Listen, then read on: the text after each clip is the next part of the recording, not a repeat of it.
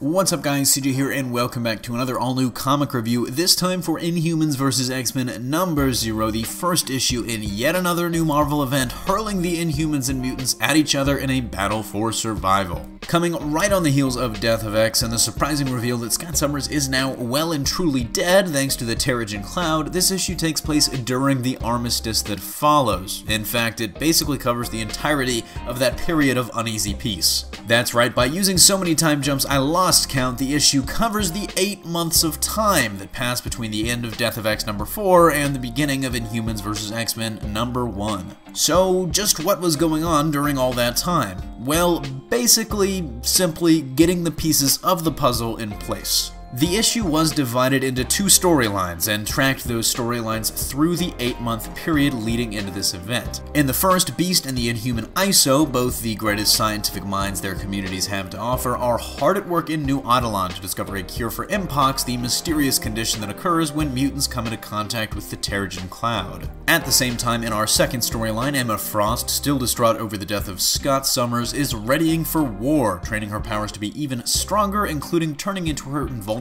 diamond form even quicker.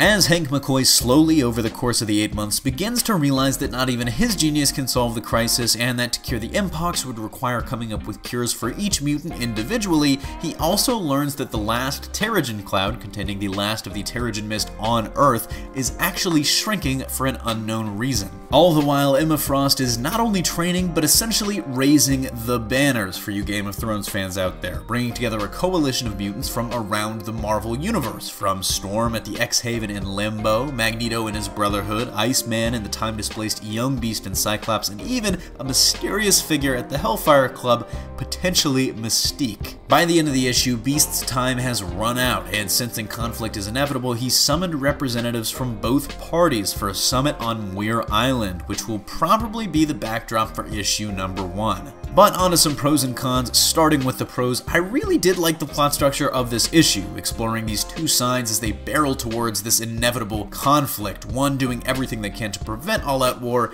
the other embracing it and maybe even trying to bring it on quicker.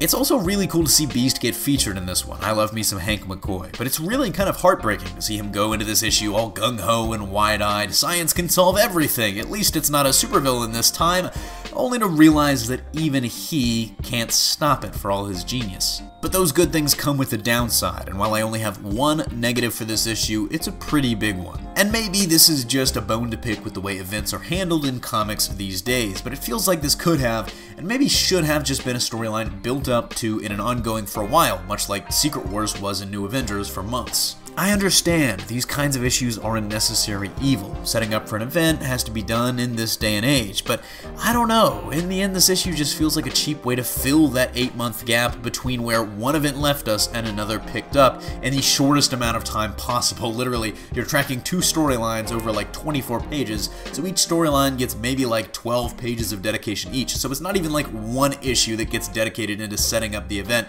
It's more like half an issue for each side. Overall though, I'll give Inhumans vs. X-Men number 0 a 7.5 out of 10. I may dislike what it is, but it's damn good at it. That's it for this review though, thanks for watching. Don't forget to smash that like if you like what you saw, and subscribe for more great content every single day. Signing off, this is CJ, and I'll see you next time.